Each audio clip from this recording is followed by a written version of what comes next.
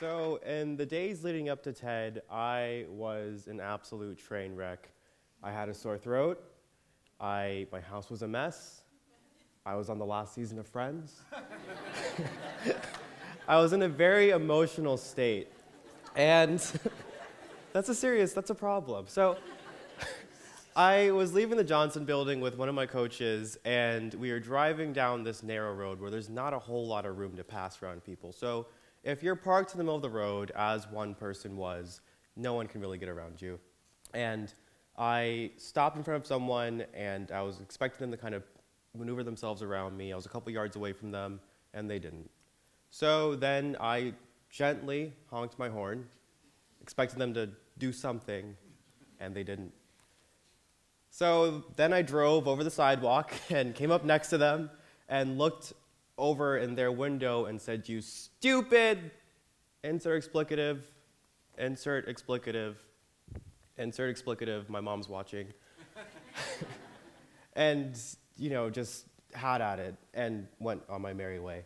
And I feel like we've all kind of been in this moment in our driving experiences. We've yelled at someone for no reason or maybe for a really good reason.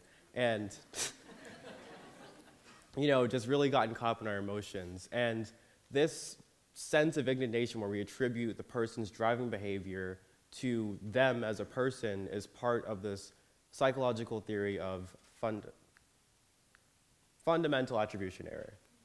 And in fundamental attribution error, any situation, whether it be driving or anything beyond that, a person's behavior is seen as a part of their personality rather than acknowledging external factors. And you can think that when you're driving, you tend to, if you do something wrong, you say, well, it's because I did this. It was like this, and this happened. You don't think, well, I stopped my brakes really quickly just because I'm a bad driver.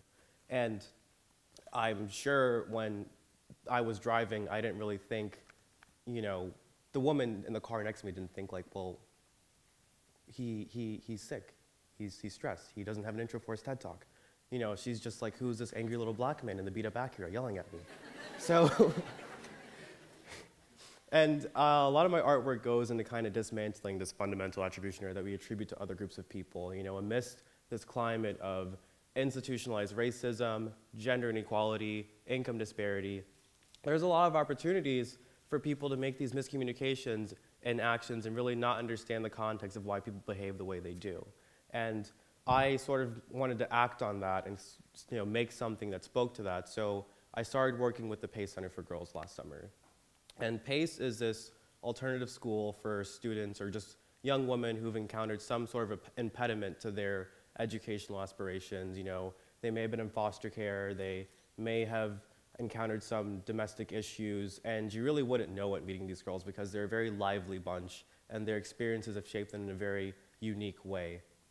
And I started creating this artistic dialogue with them where I released a set of surveys and I asked them all these questions ranging from their aspirations to their fears, and I was able to anticipate certain responses simply because I'm a person of color and I come from a lower socioeconomic status, so I can kind of understand certain points where they're coming from. But at the same time, I'm male, they're female, their gender shapes their perspective in a completely different way. So there's a lot of learning opportunities. And I want to share some of these exchanges with you all. So one question I asked was, what are some stereotypes about PACE students? Why do you think people have these assumptions? And the student said, we're trouble, I don't know why.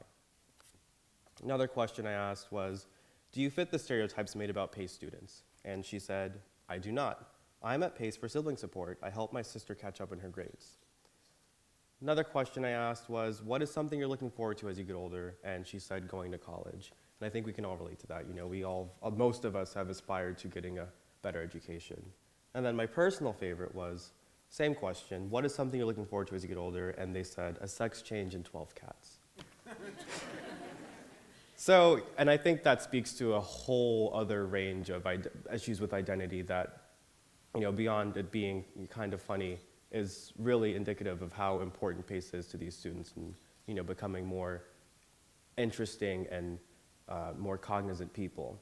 And this is part of just one aspect of the work. The second aspect is this map of Tallahassee. It's very abstracted, and that's because it's been infused by hand with data.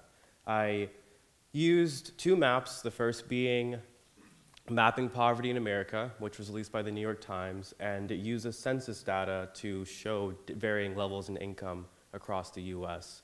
In the Mapping Poverty in America data visualization, the shifts in color sort of denote shifts in income level, and I translated that to using cork on a wooden panel. So if you're looking at this map, the higher something comes off of the map, the lower the income of that particular area.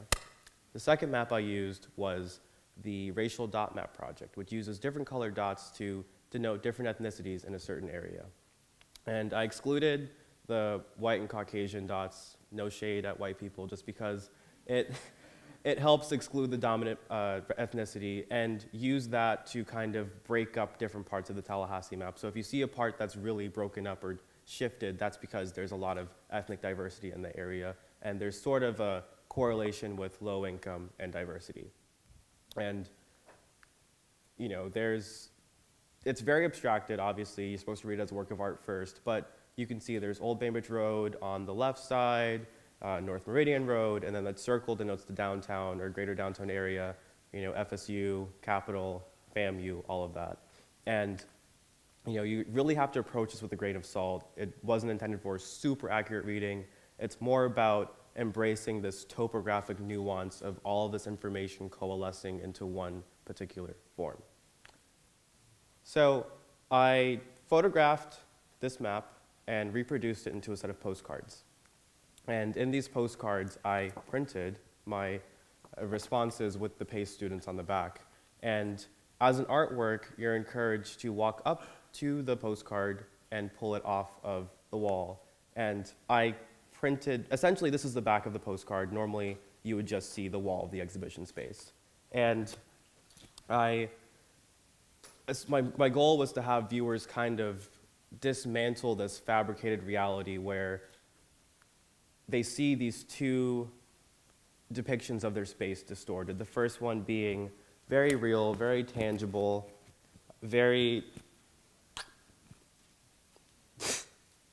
tangible, and coming off of the wall, you can see the space, you can see how it's shifted, all of this, and at the same time, you see these responses, and as you reach forward and take these pieces of information off of the wall, you start to kind of eliminate this fabricated reality. And not only are they forced to kind of reconcile themselves amongst this dialogue between two different minority groups in their space, they also have to kind of figure out, well, where do I fit into all these different representations of space? And this all works towards a practice of shifting our critical consciousness, which is the philosophy or just idea of changing or just understanding the world around us through knowing systems of oppression or just knowing external factors that affect our understanding of our society. And I used PACE as a method of not only raising my own critical consciousness, but that of others, but I think we all have that capacity to some extent. We all have resources, we all have jobs, passions, whatever it may be that can help us do that. Whether it be volunteering or, you know, doing research or some sort of activity, the educators at PACE devote their lives every day to helping these students. So we all have that capacity, and when we make an effort to sort of just understand people who aren't within our bubble or people who do things a way that we're not comfortable or accustomed to doing, it helps us kind of change our systems of reality. And by systems of reality, I just mean our perspectives on the world. When they're more open to being altered to some extent or just more open to new people engaging with them and not these stagnant parts of our identity or understanding of the world, it makes it less, there's less of a likelihood for conflict between groups of people. When there's less conflict, there's more room for rationalization and understanding and creativity and growth and all of these amazing things. So I encourage all of you to do that to some extent. And going back to driving, the next time you stop on your brakes because the person in front of you stopped on their brakes because God knows why, you know, don't immediately start honking your horn or yelling at them. Just simply think, well, what's happening? What's going on the road right now? What's happening in my external environment that's prompted this to happen? Thank you.